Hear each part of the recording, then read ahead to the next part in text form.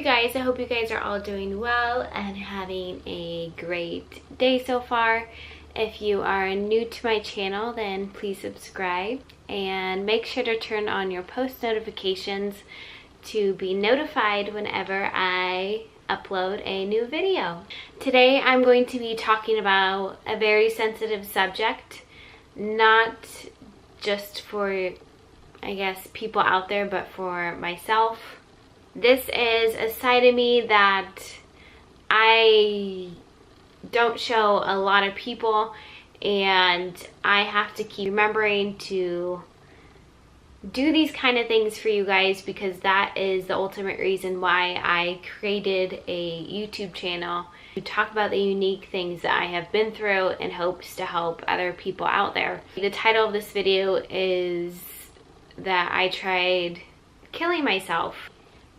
A part of me wishes that that was clickbait, but honestly it's not, and it is, again, a very sensitive subject. If it takes me a while to get through a video like this, please bear with me and understand that this is not something that I talk about every single day, and it's something that I've put behind me. But the only thing that allows me to do these kind of videos is knowing that I made it through what was ultimately bringing me down for so long. So what gets me through these videos is knowing that I survived and I made it through such a hard time in my life. And now I'm able to create this content and hope that it truly does help somebody out there. I was in my early 20s, if not just 20 years old then, and before 20 I had dealt with a lot of unnecessary things in my life, and I had dealt with a lot of things that most people don't even deal with in an entire lifetime. That is what brought me down so much. I think at one point it finally got to me, and I felt for so long that I just did not belong on this planet. I did not belong in this lifetime, because I felt like there was some awful reason why I was being put through all of these things, and the people around me, it's just like life was going so much more smoothly for them than it was for me, because I had dealt with being put into a foster home by the age of 7, and everything that happened before being put in the foster home, which included just being malnourished and being beaten as a child. Then I was supposed to be put into this safe home just with my aunt, and when she took custody of me, and then it's like things were supposed to start getting better for me and my life, and then things just continued to pretty much go crazy. So my new safe home didn't keep me from the world and from life, and that house became very unstable, and it became a drug house, and I ended up getting raped when I was 17 and losing my virginity to that. And there was just a lot of things in between, with family members dying and developing an eating disorder and just all these things. And I had always felt like I just was not good enough. I felt like there was just something going on in my life that and to be honest, I could just completely felt like I was unwanted. I felt like I didn't have a mom and dad that wanted me. I was struggling in my relationship. I felt like he didn't want me at the time. I didn't want myself, and I didn't love myself, and it was for multiple reasons. And I just really began to feel alone in my life, and I didn't understand my purpose, and I was just so tired of dealing with just everything and all of these things that I shouldn't have been feeling. While going through all this, I didn't feel right. I was unhealthy. I felt sick all the time. I was in and out of the hospital and just didn't understand why I was always sick. And it was just like, why is this crap keep happening to me? And that was the question. And then I just felt like I never belonged. I was always socially awkward. I wasn't the one that was just always going to like high school parties. I was completely shy around almost anybody and everybody, including my family. I was almost the black sheep of the family. And it came down to just not acknowledging my personal self-worth, and I just felt like I had little to give. And I felt like if I no longer lived on this planet, then those around me that knew me would live in a happier environment, and they would just be a lot happier without me there. My aunt could live her life without having to sacrifice everything for a child that isn't even hers. She could just have her own life. My brother was living in a different town, in a different home. I didn't feel like he needed me. I didn't feel like anybody really needed me, and I think that's important to somebody. Everybody should feel needed and wanted in some way or another, because it does uplift their own self-worth of themselves and what they think of themselves. I felt like I would be better off not on this planet. I wasn't entirely scared of dying. I mean, there were points in my life where I was scared of dying, but I just got to the point where it was like I needed some type of like great relief from life just always pulling me down and doing these things to me. People could say that I had been soft, I had been weak because I had these thoughts in my head, but ultimately if that person has never gone through every single thing that I had went through, then they shouldn't have any say in how I should be feeling. Yes, I should have been stronger when I got to that point, but I'm who I am today and strong because of what I went through. The day I decided I wanted to kill myself was a very frustrating day for me. I had saved up money. At the time, I was working at a Boys and Girls Club, helping other children, and I was going to school. I was putting myself through school, and I was living at my aunt's house, and it just got so frustrating because I had saved up enough money to buy myself a laptop for school and to buy these things for myself, and I had gotten home and all my stuff that I had saved up for and I had been working hard for had been stolen, just stolen out of my room. And this wasn't the first time that it's happened. It was just so frustrating for me because I didn't have somebody to just like, you know, pay for things. Like if I wanted something, I had to work for it, and that's exactly what I was doing. I was trying to work for things and get ahead. And the reason that it got stolen was because I lived with somebody that was using drugs and selling drugs in and out of the home that lived with my aunt and I. This person would steal things from me, sell things so they could have money, and I couldn't handle that environment anymore. I mean, this person would bring drugs and everything into the family and start crazy fights, crazy violent fights, early until the morning, late at night while I'm trying to study, trying to do homework.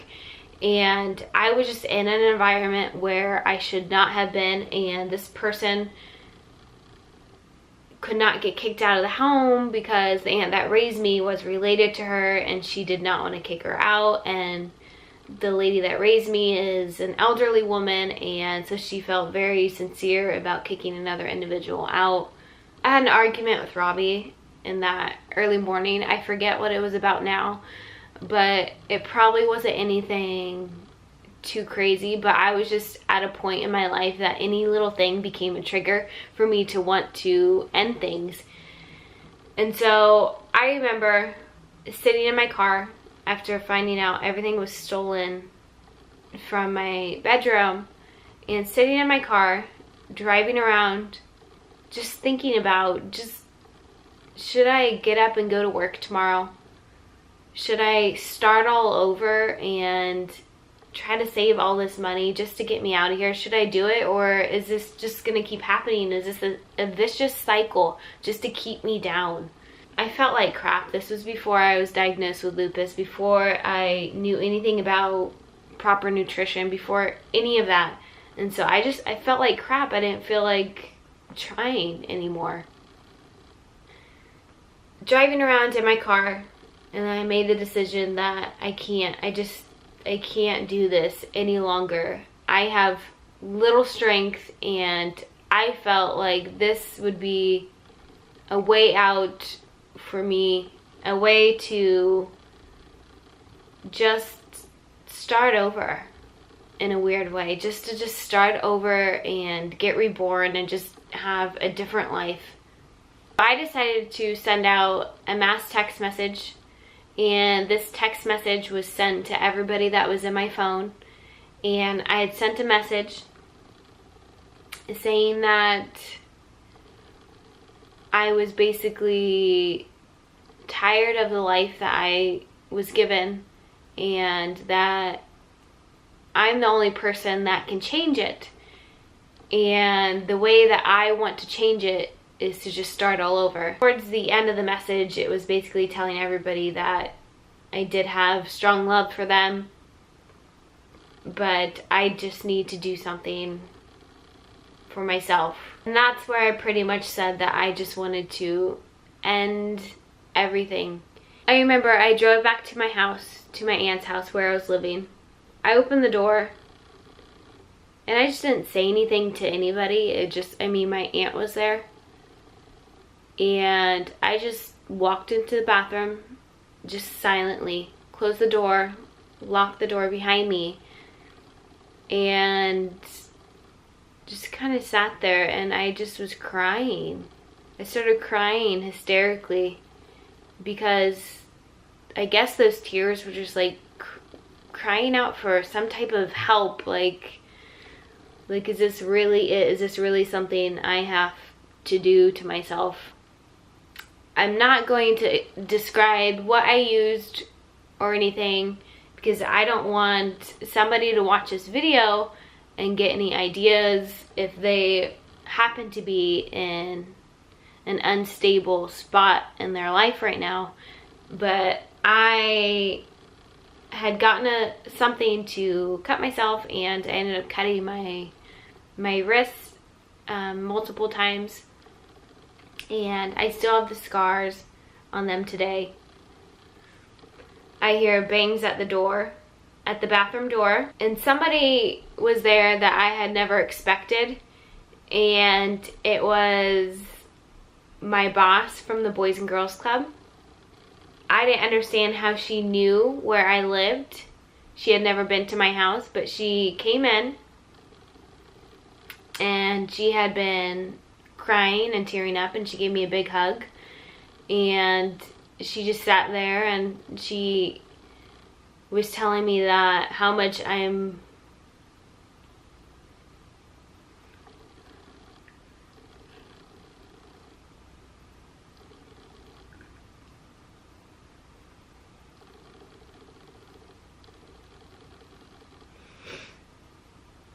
sorry. She basically told me how much I was loved, but she was telling me that there were basically so many kids that I had worked with that looked up to me and that wanted me around and wouldn't even go to the Boys and Girls Club if I had not worked there. And so she was telling me that basically I had this purpose right now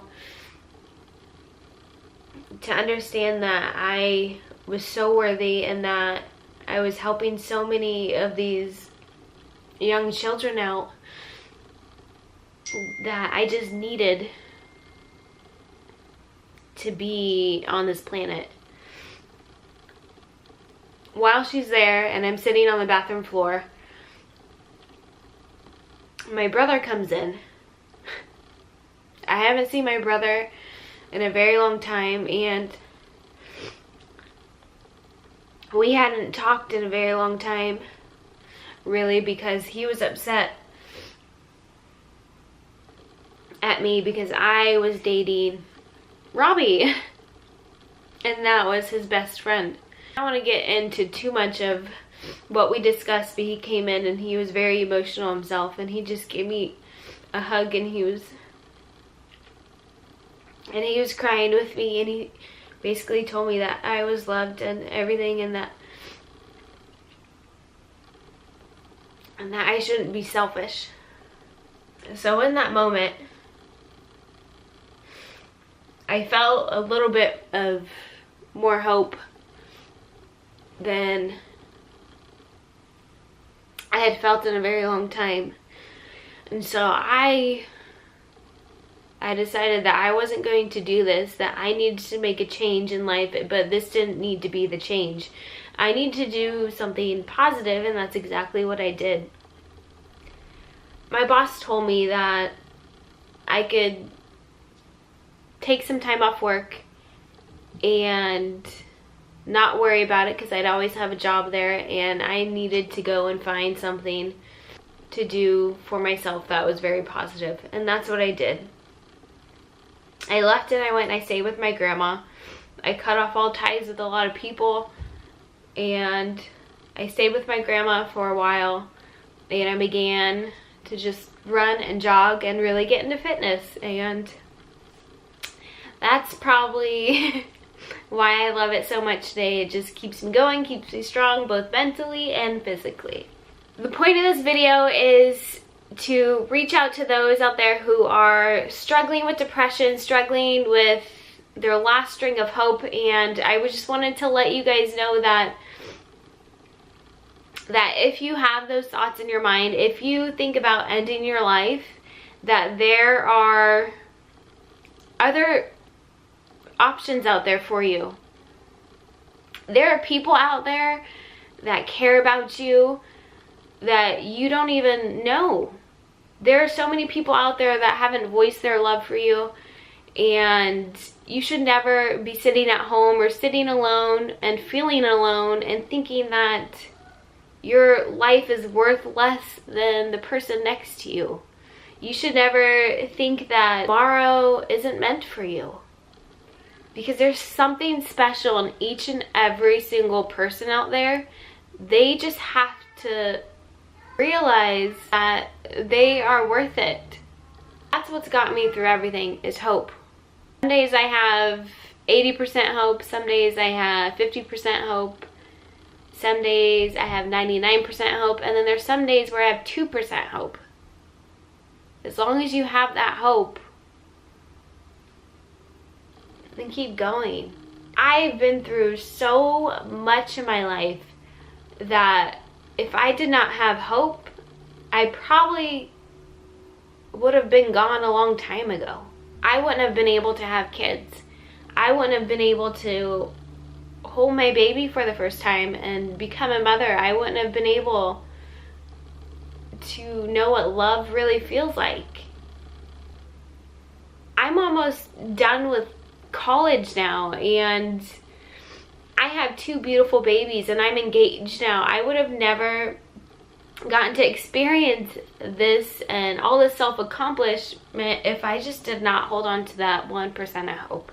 If any of you guys out there are struggling with this, I just want to let you know there's a place on my channel in the comment section where you can talk to me, you can DM me, you can find me on all my social media accounts, and I am here if you're struggling, because that's all you really need. You need one person to just be there for you, and I'm more than willing to be there for anybody out there that doubts themselves.